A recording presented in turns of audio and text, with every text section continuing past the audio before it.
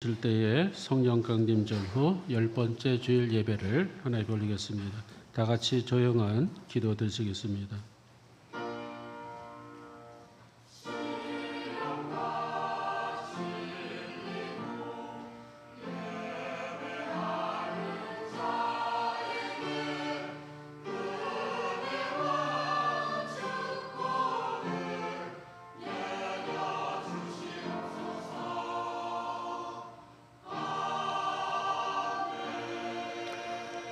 하나님의 영이시니 예배하는 자가 영과 진리로 예배할지니라.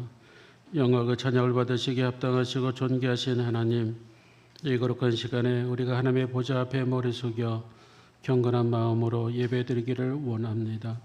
우리의 심령을 새롭게 하여 주셔서 이 예배가 하늘에는 영광이 되게 하시고 우리 모든 예배자들에게 한없는 은혜와 축복의 시간이 될 수 있도록 성령님 임재하여 주옵소서. 우리 주 예수 그리스도의 이름으로 간절히 기도하옵나이다. 아멘. 임재 찬송 부르겠습니다.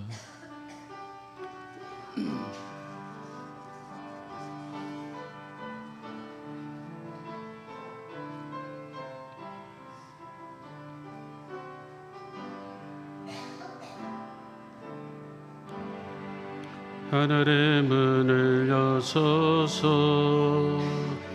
이곳을 주목하소서. 주를 향한 노래가 꺼지지 않으니 하늘을 열고 보소서. 이곳에 임재하소서. 주님을 기다립니다. 기도의 향기가 하늘에 닿으니 주여 임재하여 주소서. 이곳에 오셔서 이곳에 앉으소서. 이곳에서 드리는 예배를 받으소서. 주님의 이름만이 오직 주의 이름만 이곳에 있습니다. 이곳에 오셔서 이곳에 앉으소서. 이곳에서 드리는 예배를 받으소서.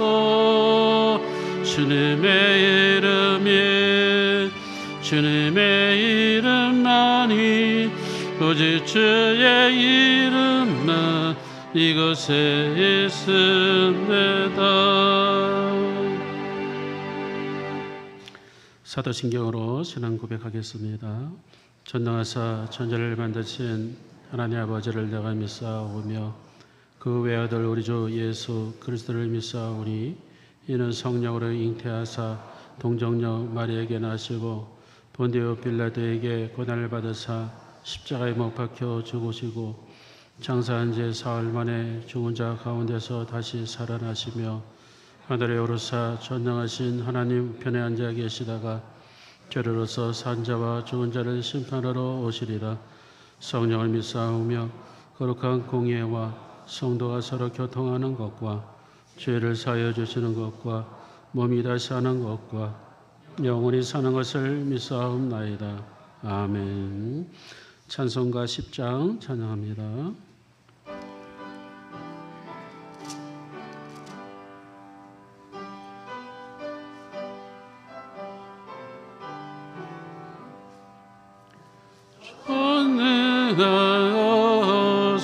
전능하옵소서.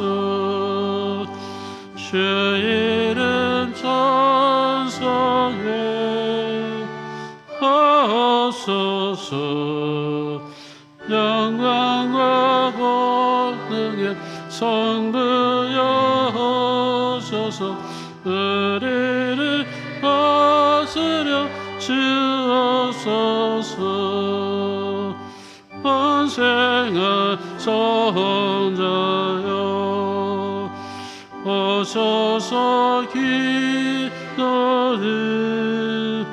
들으소서. 택하신 백성들 복 내려 주시고 거룩한 마음을 주옵소서. 위로해 주소서. 오소서 그 증거 주옵소서. 전능한 주시여 사람 남에서 떠나지 마시고 계십소서. 선삼위 주께 한없는 찬송을 드립니다. 존귀한 주님을 영광 준배 원히 모시게 하옵소서.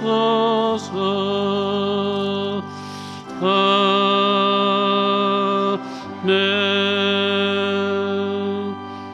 자리에 앉으시 바랍니다. 다 같이 교독합니다. 교독문 37번 시편 91편 말씀 교독하겠습니다. 지존자의 은밀한 곳에 거주하며 나는 여호와를 향하여 말하기를 그는 나의 피난처요 나의 요새요 내가 의뢰하는 하나님이라 하리니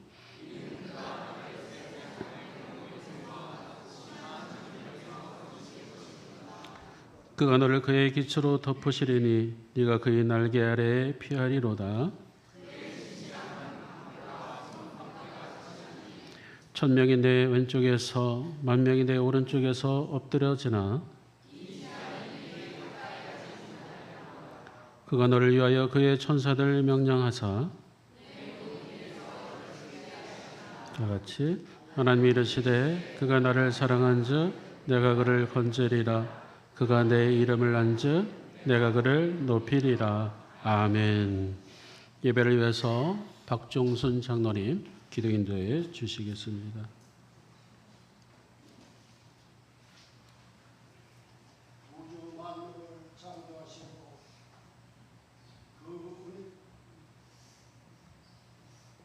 우주 만물을 창조하시고 그 운행의 법도와 질서를 세우신 여호와 하나님을 찬양합니다.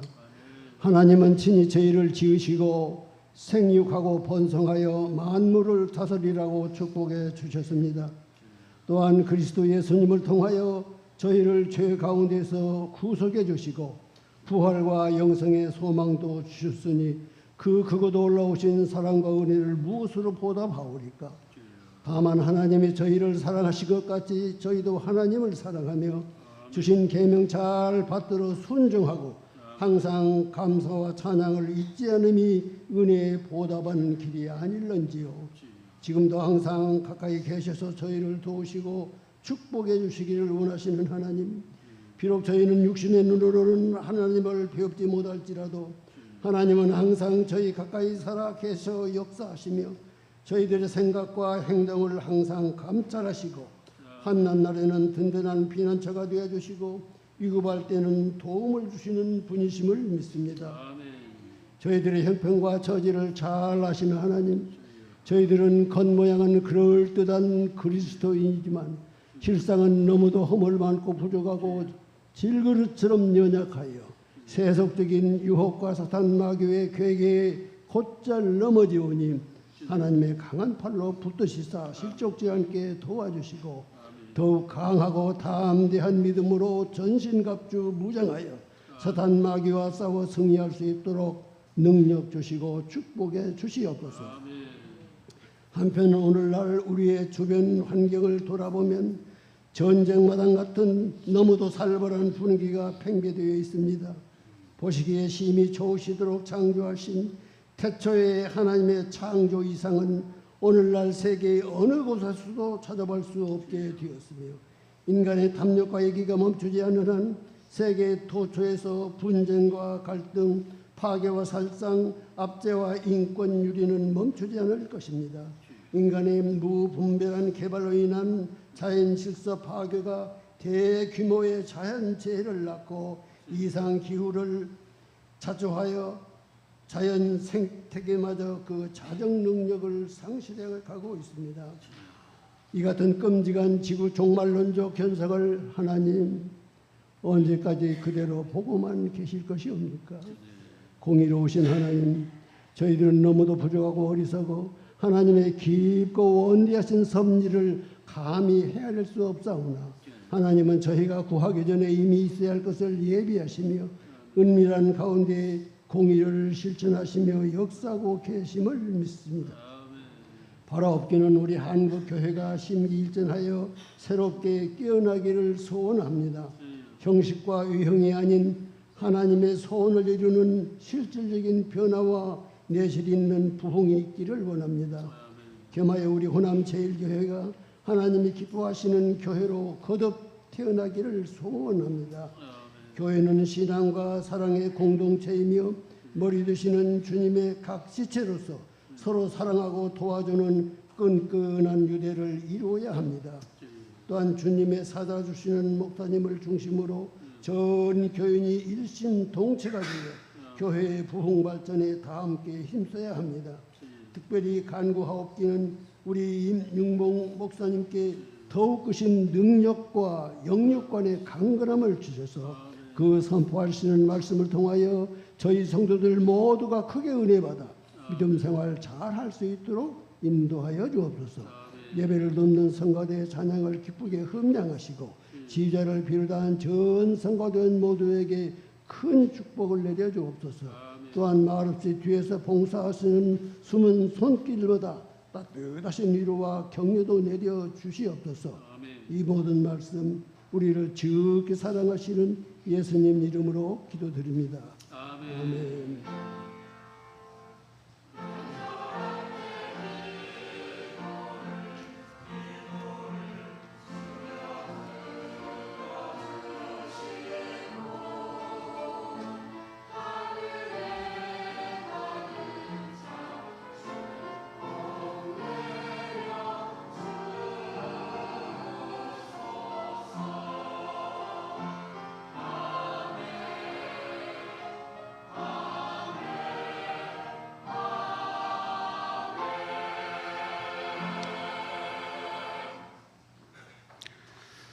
네, 하나님께서 저희들에게 주실 말씀은 구약성경 여호수아서 4장 19절에서 24절까지 말씀 보겠습니다.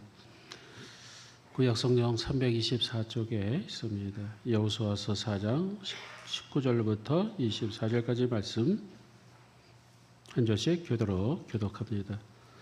첫째 달 10일에 백성이 요단에서 올라와 여리고 동쪽 경계 길갈에 진침해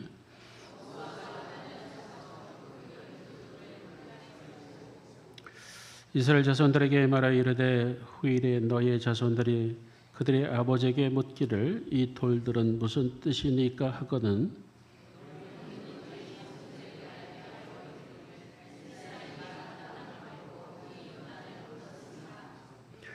너희 하나님 여호와께서 요단물을 너희 앞에서 마르게 하사 너희를 건너게 하신 것이 너희의 하나님 여호와께서 우리 앞에 홍해를 말리시고 우리를 건너게 하신 것 같았나니이다 같이 이는 땅의 모든 백성에게 여호와의 손이 강하신 것을 알게 하며 너희가 너희의 하나님 여호와를 항상 경외하게 하려 하심이라 하라. 아멘. 이 시간 할렐루야 찬양된 하나님 앞에 찬양 올리겠습니다.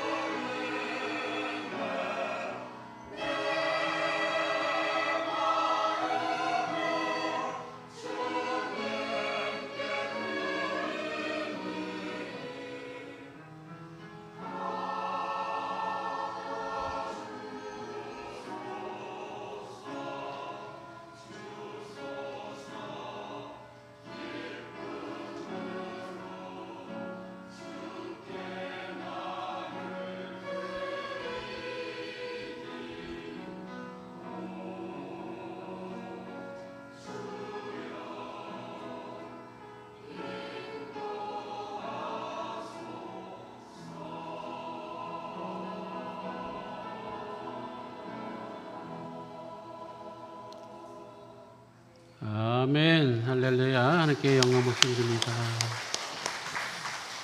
무더운 날씨 속에서도 이렇게 또 일찍 나오셔서 성가 연습을 하는 우리 찬양대, 오늘도 귀한 또 찬양 감사드립니다. 우리 다시 큰 박수 격려해 줍시다. 감사합니다. 축복합니다. 사랑합니다. 할렐루야. 우리 옆 사람과 인사 나눕시다. 주님의 이름으로 축복합니다. 사랑합니다. 참 잘 오셨습니다. 할렐루야. 오늘은 이 돌들은 무슨 뜻이냐라는 제목으로 은혜를 나누고자 합니다.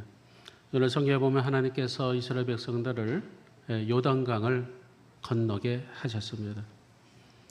그 건너게 하시면서 그것을 기념하는 그것으로 인해서 하나님께서 이스라엘 백성 12지파에게 명령해서 기념이 될 만한 돌을 한 덩어리씩 가지고 강 건너편 여리고 동편 길갈에다가 그 돌 무더기를 쌓아놓으라라고 말씀하십니다. 이들은 요단강을 건넜습니다.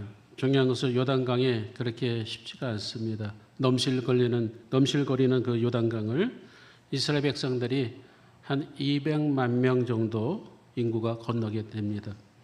장정만 40만 명, 장정만 60만 명, 남녀노소 합쳐서 한 200만 명 넘게 됩니다. 가축까지 포함한다면 꽤 많은 인구를 뿐만 아니라 가축들이 이동하게 되는 것이죠. 그 요단강을 하나님께서는 건너게 하셨다는 거죠. 어떻게 건너게 하셨냐? 오늘 보면 23절에 보면은 너희 하나님 여호와께서 요단물을 너희 앞에서 마르게 하셨다 그러죠.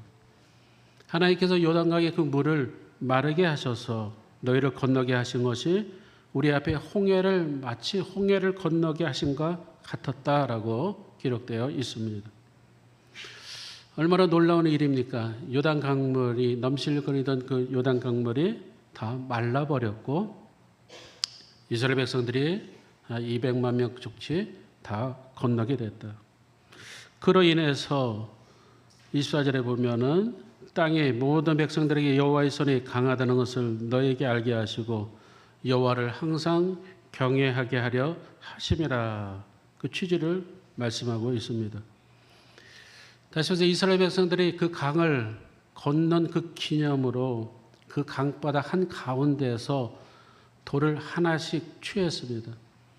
12지파의 수장들을 나오게 해서 12지파 수장들이 하나씩 돌을 가지고 길 건너편에다가 쌓아서 기념비를 세운 것이죠.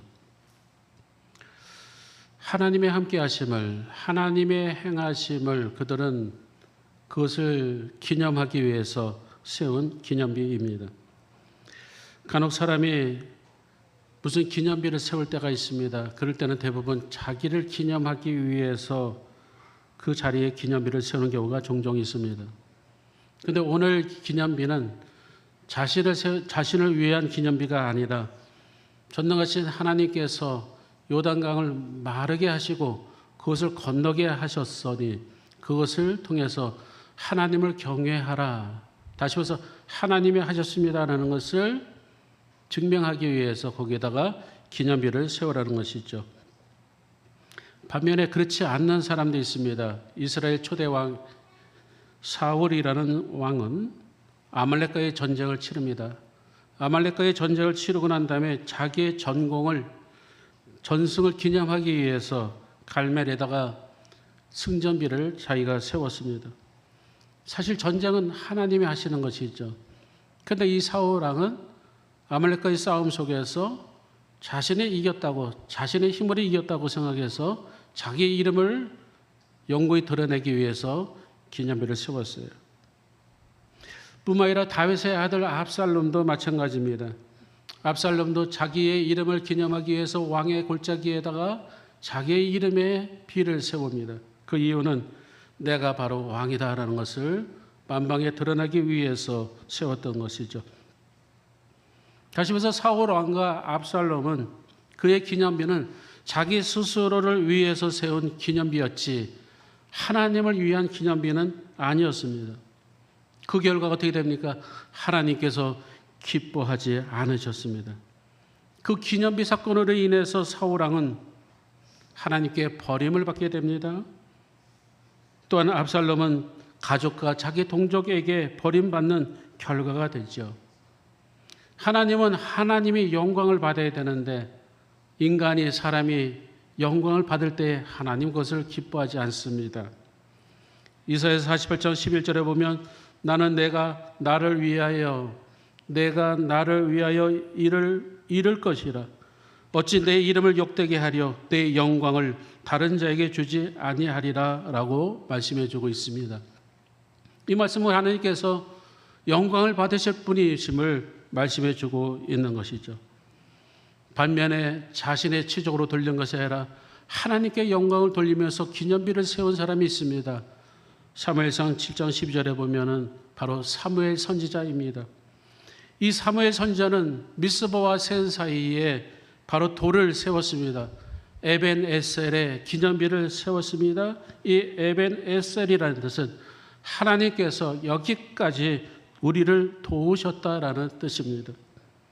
다시 말해서 하나님께서 여기까지 인도하시고 여기까지 도우신 것을 기념하기 위해서 사무엘은 에벤 에셀이라는 기념비를 세웠던 것이죠. 다시 말해서 사울과 압살롬과 무슨 차이가 있습니까? 자기를 위해서 기념비를 세운 것인가? 아니면 하나님 영광을 위해서 기념비를 세운 것인가? 다르죠. 마찬가지입니다. 오늘 하나님께서 이 기념비를 세우라는 것은 그들로 하여금 그 마른 땅을 처럼 건너가게 한 이후에 그곳에 돌 12개를 취해서 그곳에 기념비를 세우라는 것이죠. 그 기념비는 그 어떤 왕이나 어떤 인간적인 왕이나 아니면 어떤 권력자를 기리기 위한 기념비가 결코 아니었습니다. 주 여호와 하나님께서 바로 요단강을 건너게 하시고 그것을 통해서 하나님을 경배하고 하나님을 경외하기 위한 바로 그런 하나님을 위한 기념물이었다는 것이죠. 우리에게도 많은 요단강이 있습니다. 젊은 청년들은 취업이라는 요단강이 있을 터이고 학생들에게는 또 공부라는 또는 학업이라는 또 요단강을 건너야 할 때도 있죠. 결혼 정년기에 둔 사람은 결혼이라는 요단강을 또 건너야 되며 사업을 앞둔 사람은 큰 사업의 프로젝트라는 큰 요단강을 건너야 할 때도 있습니다. 때로는 육신이 연약한 사람들이나 어르신들은 질병의 요단강을 또 건널 때도 있습니다. 요단강이란 우리에게 이와 같이 매우 어렵고 힘들고 장애물과 같은 난제와 같은 그러한 강을 우리는 흔히 요단강이라고 부르고 있습니다.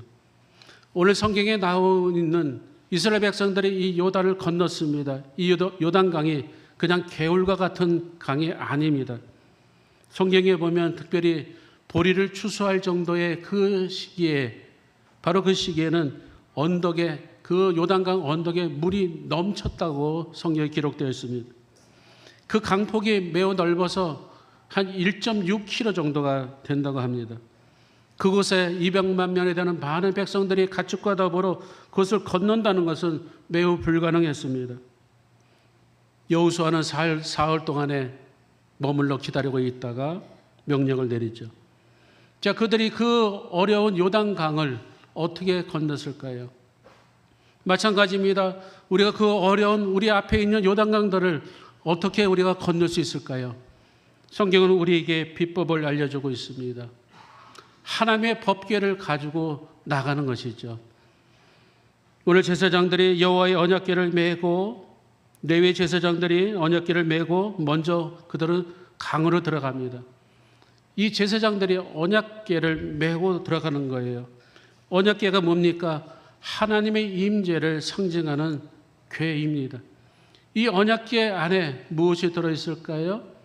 바로 두 개의 돌판이 있습니다. 십계명 두 개의 돌판이 즉 하나님의 말씀이 담겨져 있습니다.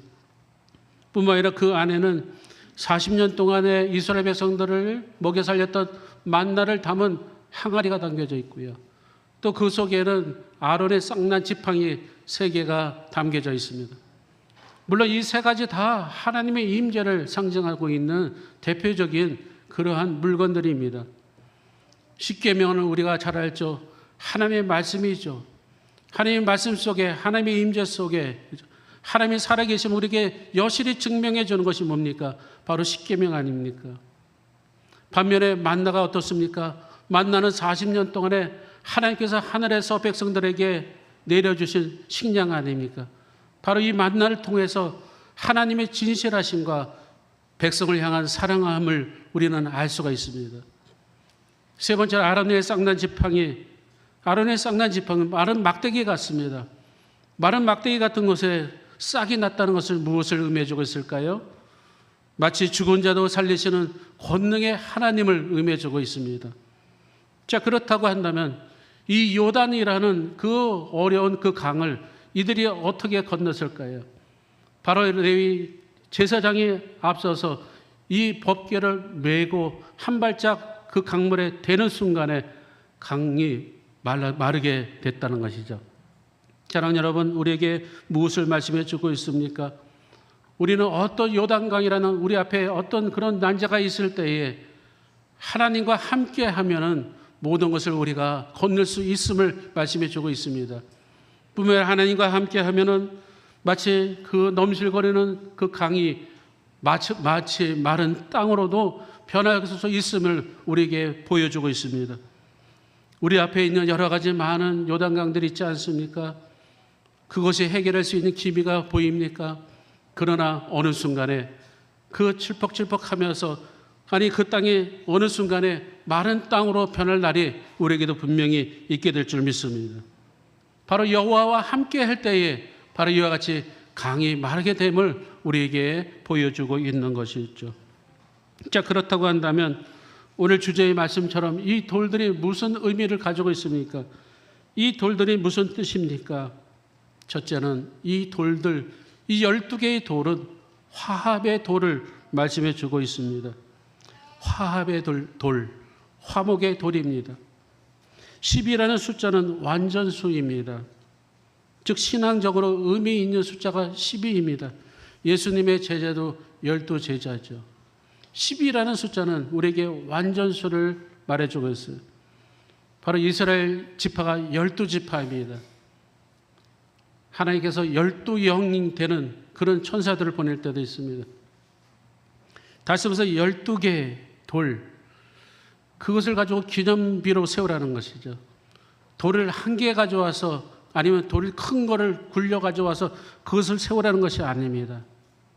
각 지파마다 한 명씩 대표자가 나와서 그것을 자기 지파의 대표대로 그것을 돌을 어깨에다 맵니다. 마치 어깨에 맬 수 있을 정도면 돌 크기가 얼마나 할까요? 아마 수박 덩어리만 할 겁니다. 그것을 메고 12명이 바로 그것을 12개를 거기다가 모아놓습니다. 다시 말해서 이 10이라는 숫자, 12개라는 것은 화합과 화목을 말씀해 주고 있습니다. 전도서 4장 12절에 보면은 한 사람이면 패거니와 두 사람이면 맞설 수 있나니 세겹절은 쉽게 끊어지지 않는다라고 기록되어 있습니다. 다시 말해서 우리 혼자 하면은 패합니다. 두 사람이면은 맞설 수 있습니다. 세겹절은 끊어지지 않는다라고 성경은 말씀해 주고 있어요. 다시 말해서 우리 공동체 속에서 우리가 힘을 합치고 나간다면 어떠한 일도 우리는 잘 감당할 수 있음을 말씀해 주고 있습니다.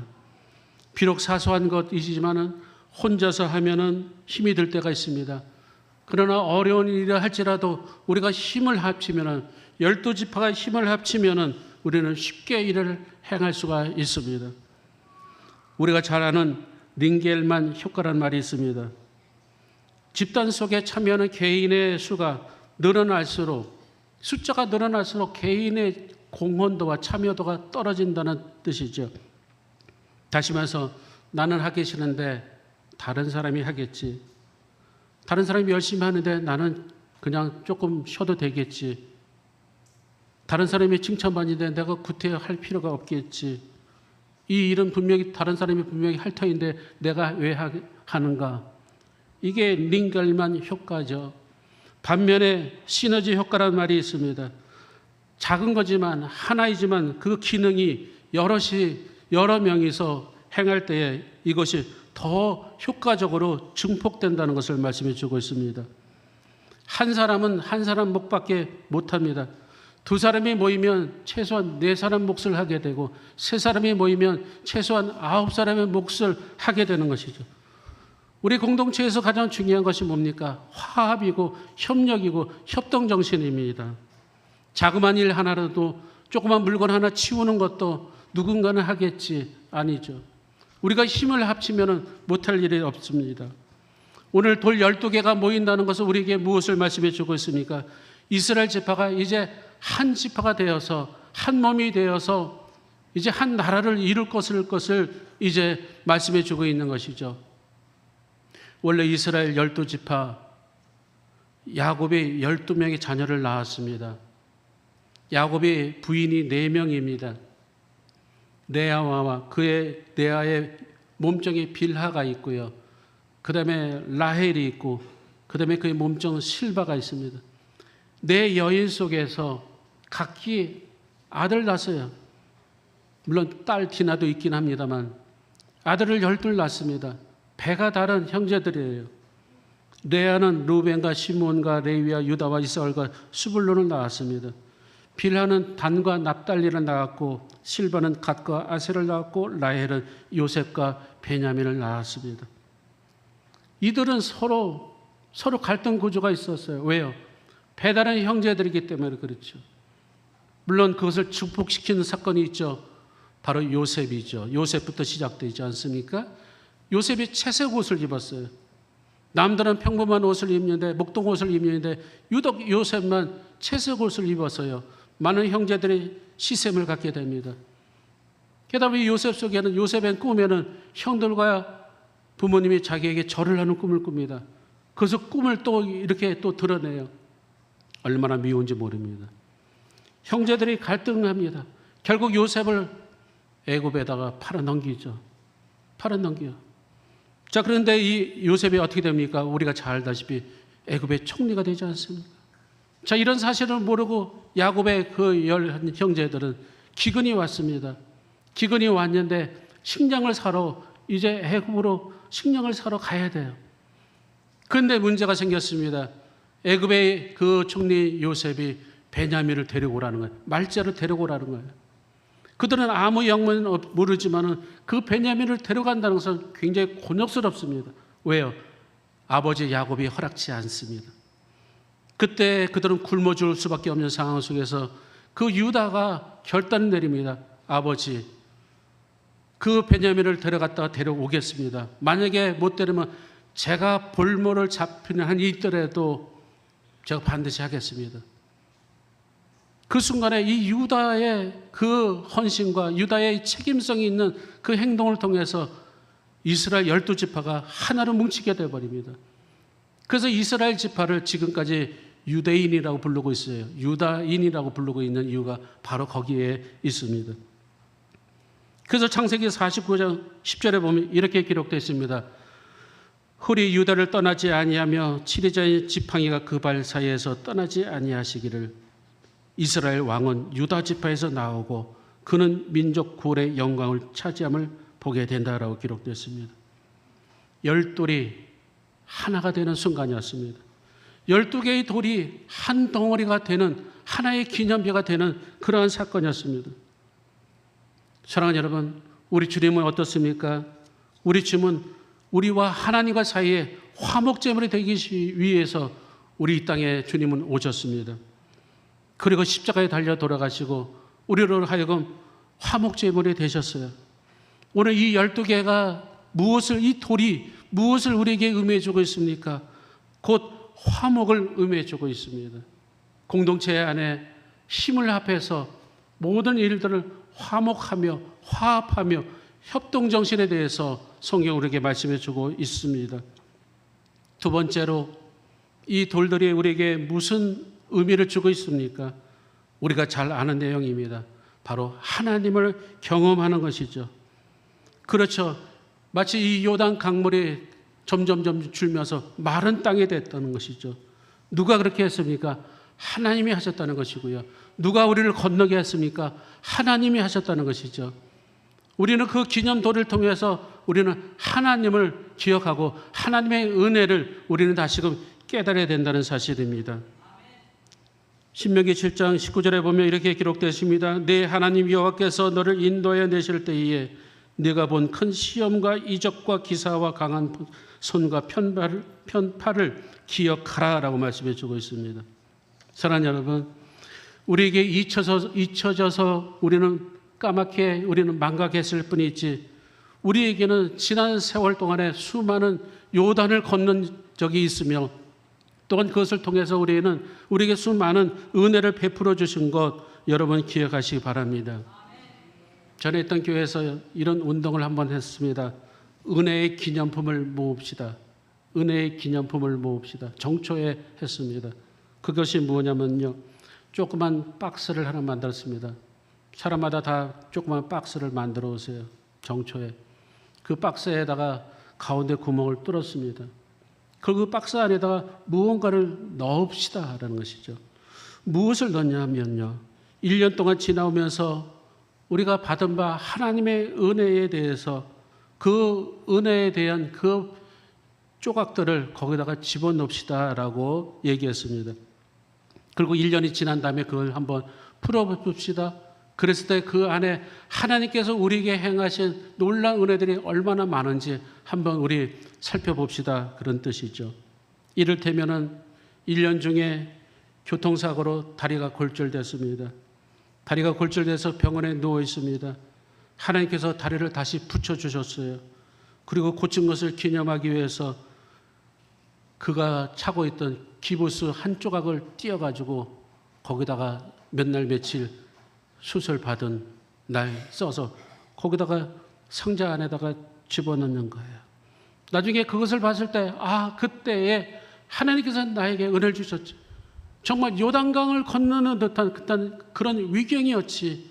정말 하나님이 안 계셨으면은 정말 나는 어떻게 됐을지 몰라. 거기다 그것을 집어넣는 거예요.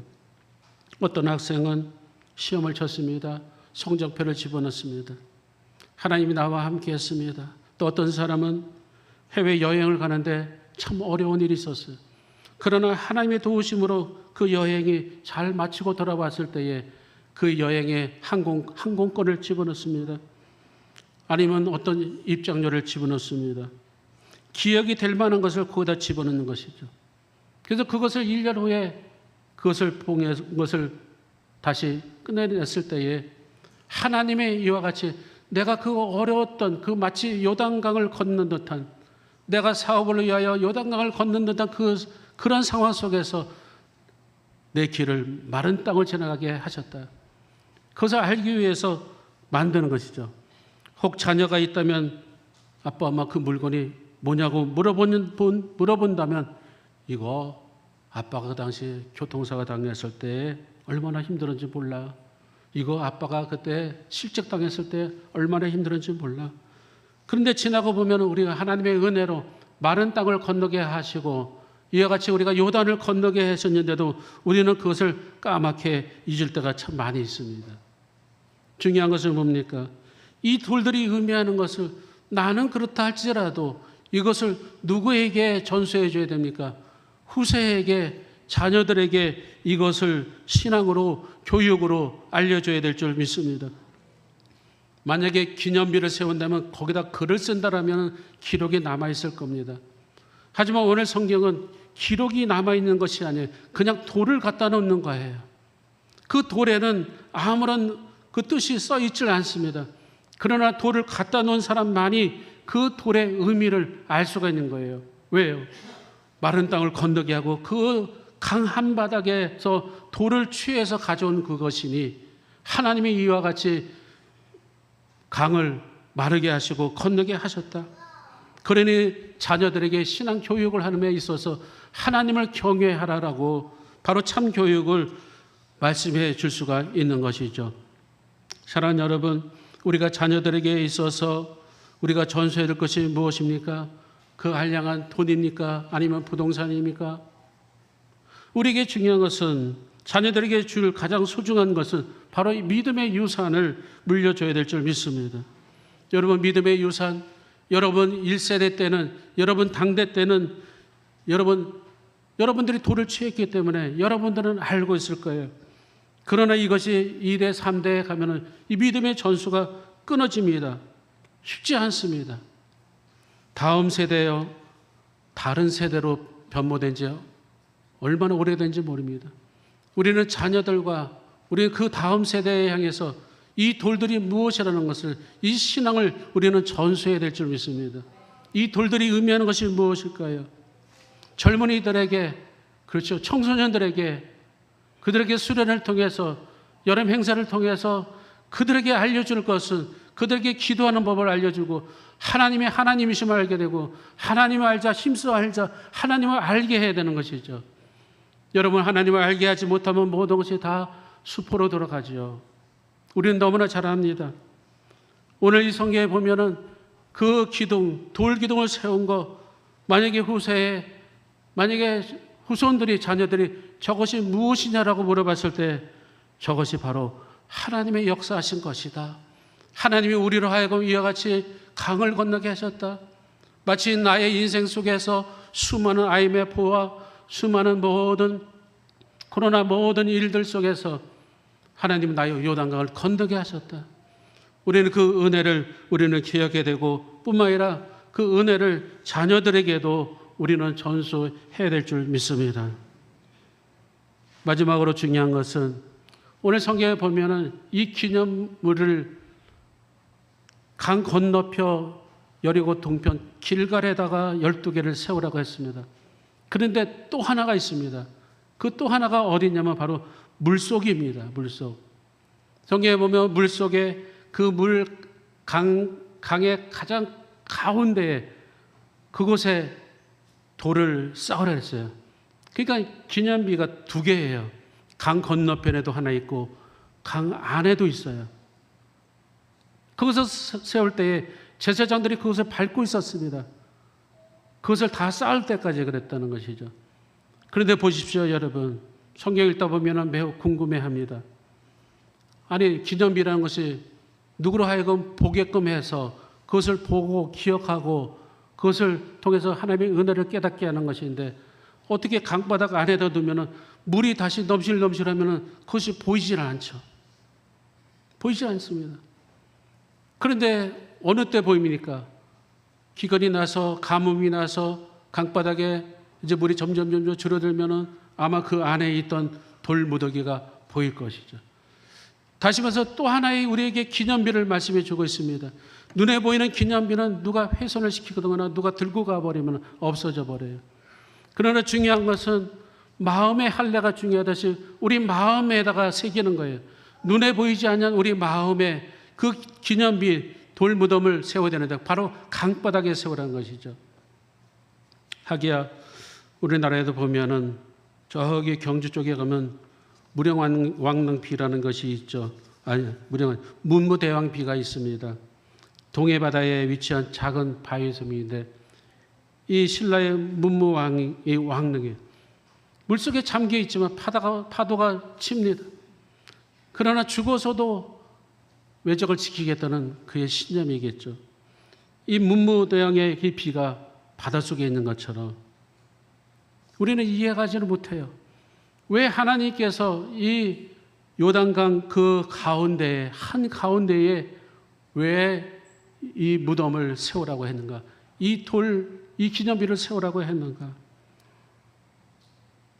우리의 눈에는 보이지 않습니다.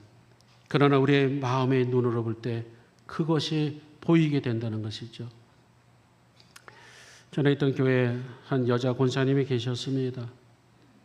이 여자 권사님은 근근히 생활이 어려울 정도로 아주 극빈자입니다. 겨울철에는 교회 앞에다가 포장마차를 치고 호떡을 구우면서 호떡 장사를 합니다. 그리고 여름날에는 쑥을 뜯어다가 판매를 하고 집에서는 각종 구슬을 꿰고 봉투를 붙이는 작업을 합니다. 호떡 굽는 여인이며 구슬 꿰는 여인이었습니다. 근근히 자녀들에게 이 교육을 시키는 것이 얼마나 힘든지. 그런데 이 여자 권사님에게 장점이 뭡니까? 철저한 신앙이 있었습니다. 무슨 일이 있어도 주일날은 자녀들과 꼭 손을 붙잡고 손주들과 손을 꼭 붙잡고 꼭 교회를 옵니다. 대가족이 이동해 옵니다. 목사인 저에게도 꼭 소개해줘요. 목사님 의 이름 아시죠? 목사님 제 이름 아시죠? 그럼요, 알다마요. 알다마요. 그럼에도 불구하고 꼭 이름을 알려줍니다. 기도해달라는 것이죠. 그리고 기도를 해줍니다. 그런데 이 권사님은 늘 몸이 시원찮았어요. 걸어다니는 마치 종합병원과 같았습니다. 이 권사님은 뇌수술을 서너 번 했어요. 그리고 허리 디스크 수술도 했습니다. 무릎도 시원찮습니다. 어느 날 새벽에 교회에 나오셔서 기도하는데 아주 소리를 지르면서 부르짖으면서, 이것은 성경에 보면 부르짖어 기도하라는 말이 있지만은 이것은 부르짖을 정도가 아니라 고래고래 소리를 지르는 거예요. 그것도 하루 이틀도 아니고 매일 몇 주로. 그러니까 저도 여기 강대상에 앉아 있으면서 너무 마음이 심란한 거예요. 소리를 지르고 고래고래 소리 지르는데 할 수 없이 내려가서 안수기도를 해주고 그러면 돌아가고, 안수기도를 해주면 돌아가고, 그러기를 몇 주를 했어요. 근데 어느 날 또 와서 새벽에 고래고래 소리를 지르면서 기도를 하는데 나중에 이유를 물어봤습니다. 도대체 무슨 일입니까? 꺼이 울으면서 얘기를 하는데 그의 남편이 술고래예요. 늘 구타하는 거예요. 집에만 가면 구타받고. 그의 장남이 공사장에서 일하다가 뚝 떨어져가지고 머리부터 발까지 탁 깨졌어요. 거의 죽은 시체처럼 드러누워 있다는. 그리고 본인은 지금 위암 말기라는 거예요. 위암이라는 거예요. 수술 날짜를 잡아놓고 있다는 거예요. 그러니까 한편 그렇게 꺼이꺼이 고래고래 소리 지르면서 기도하는 것이 한편은 이해가 가는 거예요. 그래서 알았습니다. 기도합시다. 그래서 기도해주고, 그 장남이 어디 병원에 있습니까? 가서 기도해주고 늘 기도해줬어요. 그런데 몇 달 동안 또 안 오는 거예요. 보니까 병원에 입원한 거예요. 아, 이분이 또 병원에 입원했구나. 근데 몇 달 후에 이분이 나오셨어요. 나오셨는데 수요일날 저녁에 예배에 나오신 거예요. 수요일날 저녁에 예배에 나오는데 강대상에다 헌금을 갖다 내는데 신문지 따발에다가 싼 것을 갖다가 헌금을 냅니다. 이게 뭡니까? 그랬더니 헌금이에요. 얼만데요? 물어봤더니 2천만 원이라는 거예요. 2천만 원을 신문지에 둘둘 싸가지고 헌금을 내신 거예요. 그래서 아니 권사님 이렇게 하면 안 돼요. 다시 가지고 가세요. 이것은 한 해에 바칠 돈이 아니에요. 권사님이 써도 부족해요. 아니 권사님 굿을 꿰는 권사님 아니에요. 봉투 붙이는 권사님 아니에요. 이러면 안 됩니다. 이러면 안 돼요. 그런데 아주 그 권사님이 단호합니다. 목사님 제 말씀 들어보세요. 제 말씀 제가 지금 위암이 와서 수술을 앞두고 있는데 어느 날 하혈이 난 거예요. 하혈이 나면서 뭔가 물컹한 것이 나가면서 하도 이상해서 병원에 갔더니 의사가 그러는데요. 위 암덩어리가 없어졌다는 거예요. 위가 암덩어리가 없어졌다는 거예요. 그래서 수술할 일도 없다는 거예요. 그냥 퇴원하라는 거예요.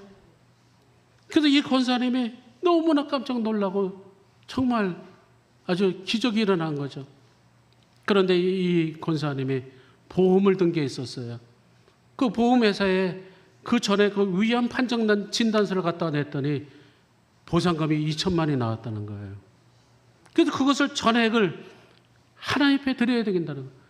아니 그렇지 이것을 어떻게 하나님께 드립니까? 목사님 그게 아닙니다.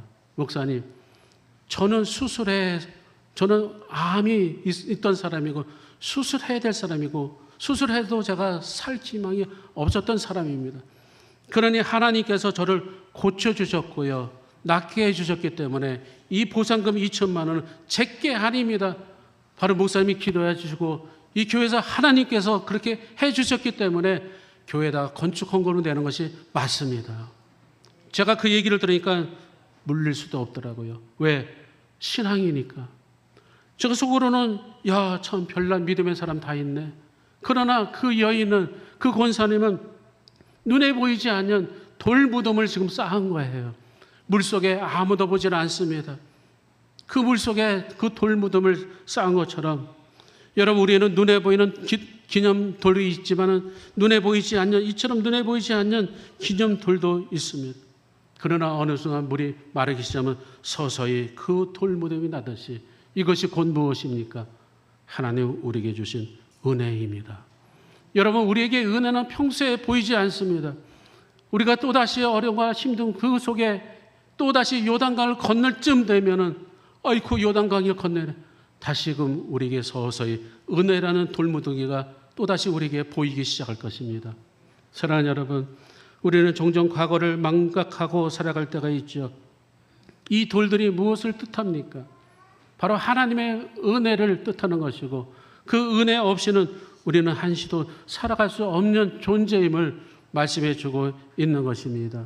사랑하는 여러분, 과거에 주신 하나님의 은혜, 그 변치 않는 그 은혜를 늘 간직하시면서 한 주간 동안에 은혜 가운데 거하시는 저와 여러분 되시길 주님의 이름으로 축원합니다.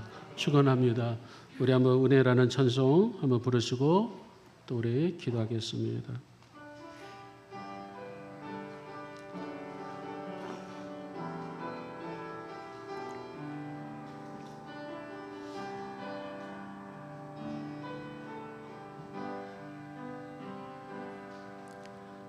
내가 누렸던 모든 것들을, 내가 지나왔던 모든 시간, 내가 걸어왔던 모든 순간이 당연한 것 아니라 은혜였어. 아침 해가 뜨고 저녁에 너, 봄의 꽃향기와 가을의 열매, 변하는 계절의 모든 순간이 당연한 것 아니라 은혜였어. 모든 것이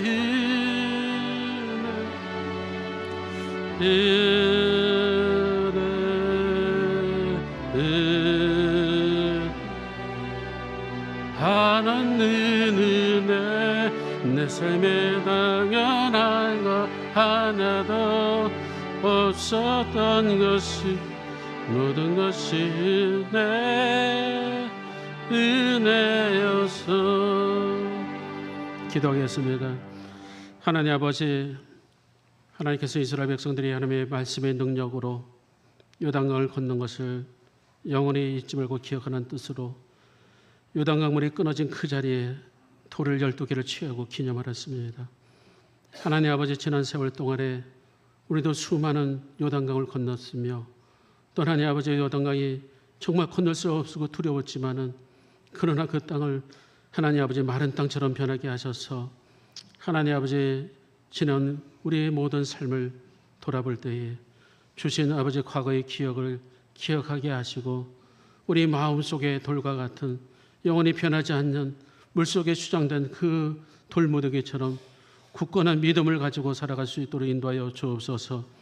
늘 하나님께서 새롭게 보여주시는 은혜 속에 살아갈 수 있도록 하나님이 인도하여 주옵시며 하나님 무더위 속에 믿음을 잃지 않게 하시고 용기를 가지고 우리 후손들에게도 하나님의 살아계심과 능력을 알게 하시는 우리 하나님 아버지, 하나님을 더 증거하는 우리 모두 될 수 있도록 하나님 인도하여 주시옵소서.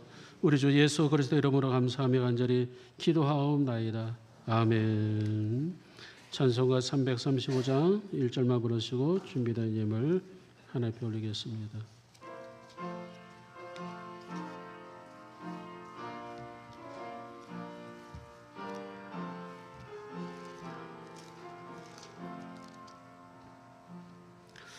그가 놀라운 평강 내게 있는 이 세상에는 없는가.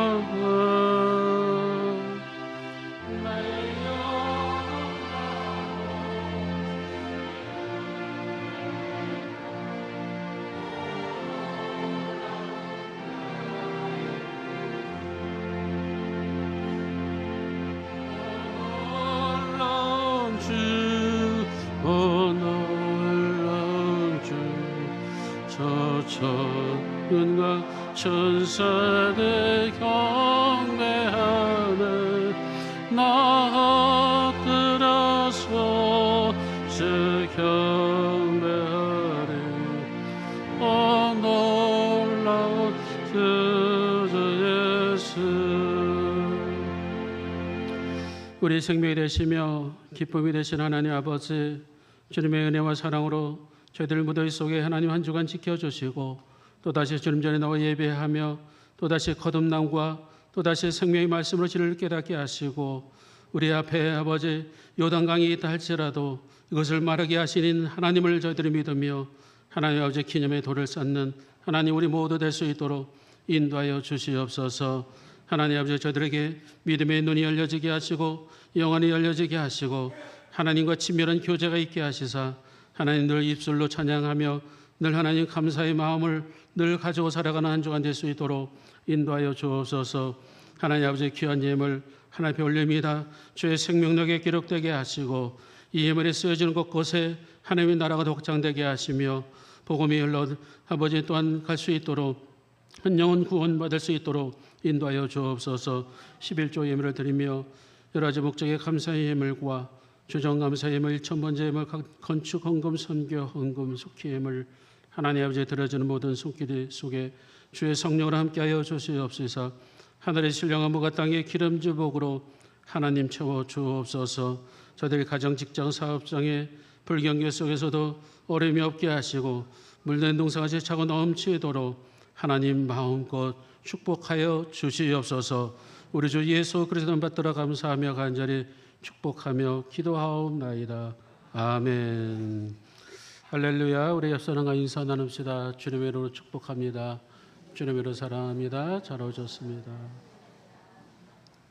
교회 소식을 알려드립니다. 아동부 여름 성경학교 오늘 진행하고 있고요. 중구청 여름 수련회가 8월 1일부터 3일까지 진행되고 있습니다. 담임 목사로서 또한 준비하는 교사들과 함께 기도로 많이 준비를 했습니다. 준비한 것이 많은 사람들에게 공유됐으면 참 좋겠습니다. 그리고 많은 영적인 혜택을 누렸으면 좋겠습니다. 여러분 기도하는 가운데에 오늘 주신 말씀도 그렇습니다. 후손들에게 우리에게 전해줄 것은 믿음의 주산밖에 없습니다. 여러분 중고청을 위해서도 여러분 많이 기도해 주시길 바랍니다.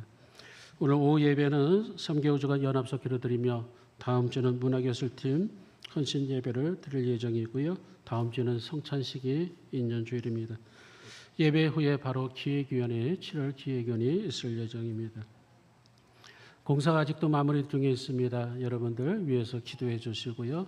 또 합력하여 선을 이룰 수 있도록 여러분 힘을 모아주시길 부탁을 드립니다.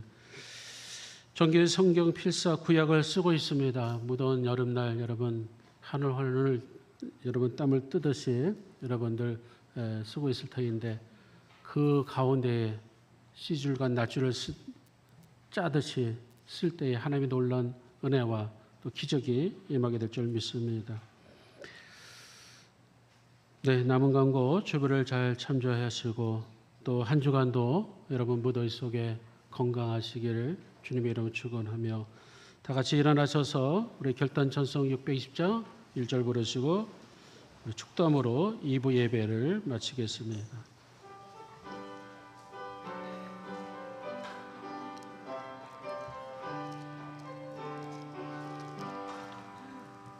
여기에 모이로리 주의 은총 받은 자여라. 주께서 이 자리에 함께 계심을 알아 언제나 주님만을 찬양하며 따라가리니 시험을 당할 때도 함께 계심을 알고라. 이 믿음도 그새로 주가 지켜주신다. 모든 밤에도 주의 밝은 빛 인도하여 주신다. 이제는 우리 주 예수 그리스도의 은혜와 하나님 아버지의 극진하신 사랑하심과 성령님의 인도하심과 교통 역사하심이 하나님의 살아계심과 하나님의 능력과 하나님의 사랑을 알게 하는 신앙교육인 기념도를 통하여 우리가 은혜를 잊지 않게 하시며 늘 감사하며 믿음을 잃지 않고 용기를 가지고 또 한 주간 세상으로 나가는 사랑하는 주의 종들 머리 위에 혼연절 위에 이제부터 영원토록 함께 하시길 간절히 축원하옵나이다. 아멘.